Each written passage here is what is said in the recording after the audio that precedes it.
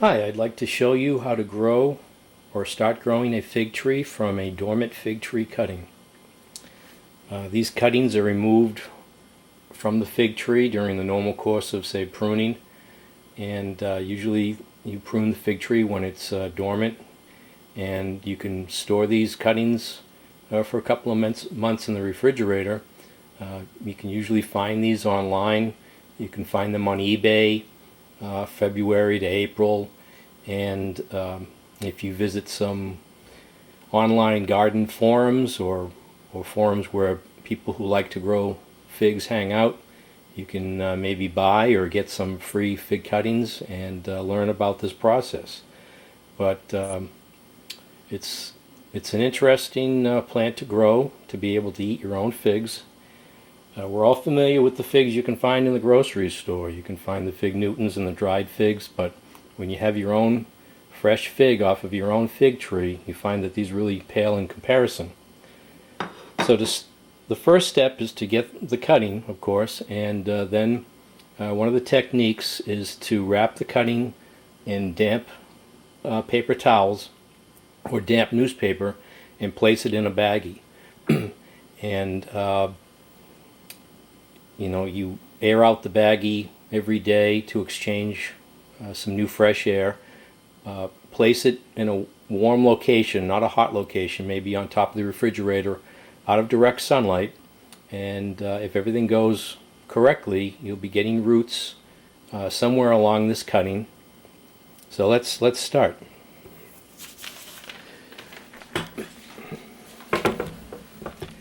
I like to use newspaper. There's some line of thought that the ink in newspaper helps prevent mold.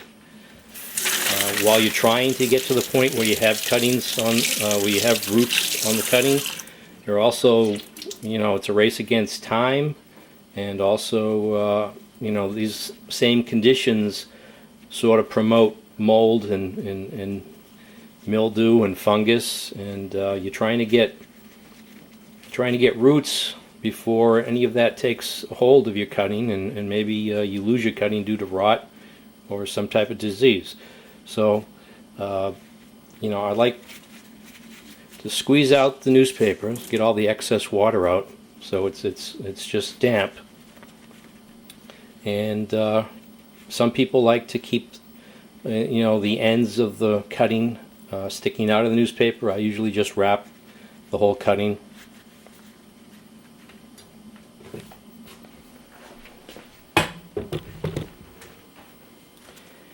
And just put it in a regular baggie.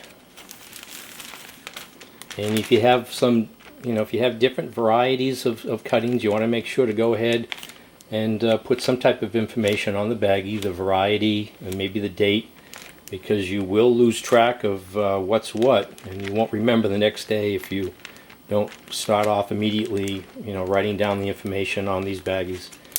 So again, take this baggie, put it in a nice, place that, warm place around 70 degrees and 80 degrees on top of the refrigerator, out of direct sunlight. Another method that people use is they just use sphagnum peat moss, and there's another line of thought, or people believe that the sphagnum peat moss tends to inhibit mold and fungus from growing on your cutting. Maybe gives a little bit more even consistency of humidity and moisture to the cutting as you're trying to form roots. I seem to have gravitated to this method also. I recently saw these shoe boxes that are 99 cents at Home Depot, and I put sphagnum peat moss in, and I put my cuttings in these shoe boxes.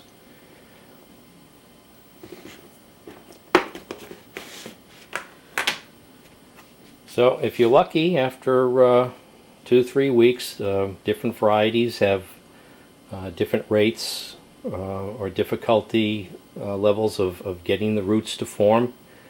But this particular one is called Negrone or Negrone. And let me show you some roots that have formed.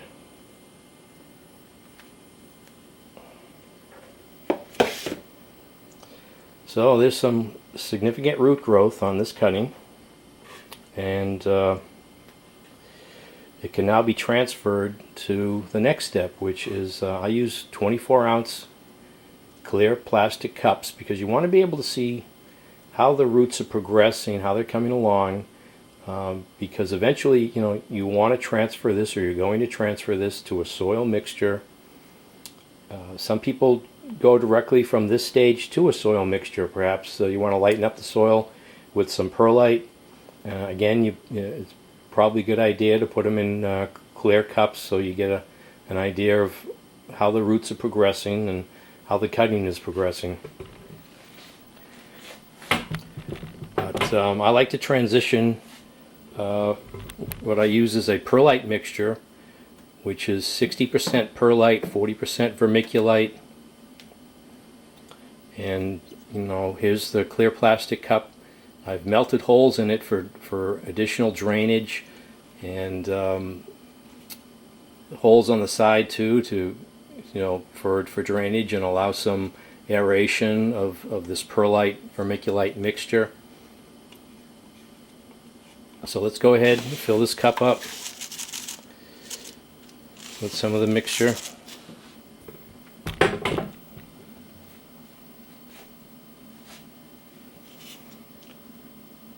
Put the cutting in, add some more.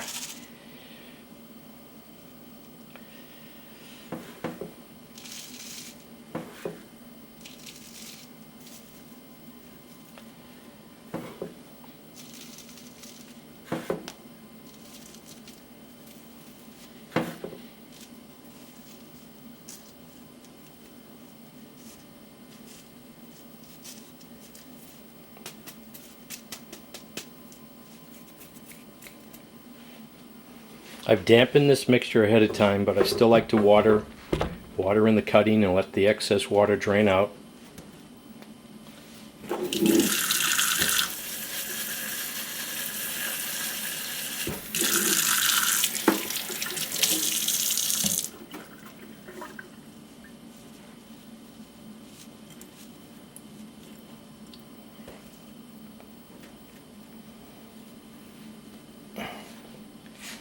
Now again, it's very important to store this in a manner where you're able to have high humidity. You want something higher than 70%. You could put a baggie over this, put a couple of holes in the baggie, so you have sort of a mini greenhouse. What a lot of people are doing is they go and buy those Rubbermaid storage containers. That way you can put a number of cuttings in there, and the additional moisture that you find in all these cups will help maintain a high humidity level. And you want to air it out every day. You know, open up the cover and let some fresh air in, and make sure that the Tupperware, the Rubbermaid container, storage container, is not in direct sunlight. You want to just have this subjected to ambient light, and if everything goes according to plan, the roots will progress and you'll get some growth on the cutting.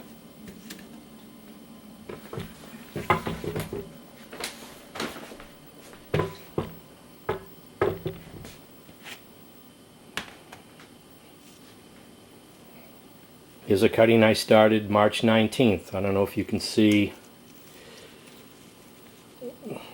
some roots here that are visible on the side of the cup.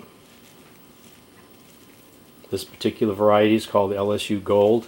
There are hundreds of varieties of figs, and part of the fun is collecting these different varieties. Figs come in all different shapes and colors, and fig trees have different leaf patterns, and some varieties will grow better in your area than other varieties, and people like to collect the different varieties to just for the challenge of being able to grow this fig.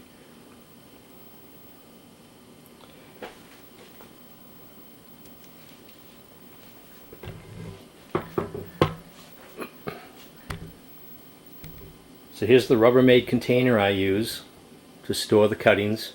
I recently started I bought a couple of these acrylic pieces that you can get at Home Depot to replace the original cover to let more light in, and it seems to be working out.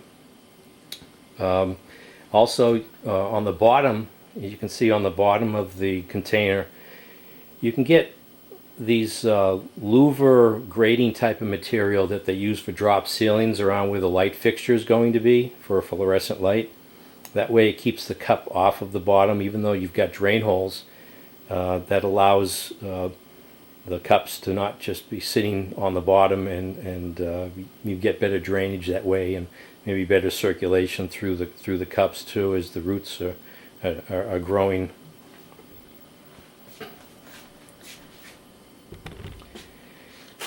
Here's a fig tree I started last year, and as you can see, there is a fig on it. And this particular variety is called Brunswick. I've never had a Brunswick fig, so a plant this young, you know, you probably should just remove the fruit, so it puts more energy into growing the fig tree itself. But there's just one, and I'll leave it on, and you can see the different leaf pattern for this particular variety. So if you're into gardening and you want to grow something unusual and you like a challenge, by all means give it a try. I mean, it's a very interesting plant, and you know, even if you're in the north, you can grow fig trees. You can go online, read up on the techniques that people use to protect these during the winter months. You can bring them into a shed, but it's good to have them go dormant, so you know, down to 32 degrees and even a little bit lower, but you want to protect them from high winds and cold winds and temperatures lower than that, because you will get die off, or you might lose the whole plant. So if like I said, if you're into gardening, I'd say give it a try, and I hope that this video gives you some information to get started. Okay, thank you.